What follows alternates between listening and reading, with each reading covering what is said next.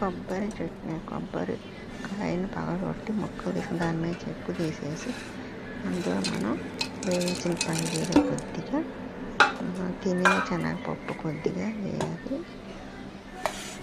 తర్వాత 2 పచ్చిమిర్చి, అల్లం ముక్క, 2 చిన్నులపాయ ముక్కలు, కొద్దిగా చింతపండు, కొద్దిగా మిరియాలు, కొద్దిగా జీలకర్ర.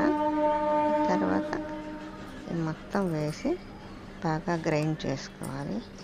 మెత్తగా గ్రైండ్ చేసుకొని కొద్దిగా పుదీనా, కొద్దిగా కొత్తిమీర వేసి చక్కగా ఈ మిశ్రమాన్ని మరీ మెత్తగా కొద్దిగా రఫ్గా గ్రైండ్ చేసుకొని కాస్త వాటర్ వేసుకొని ఈ మాదిరిగా ఇడ్లీలోకి, గారెలోకి, దోశలోకి చాలా బాగుంటుంది.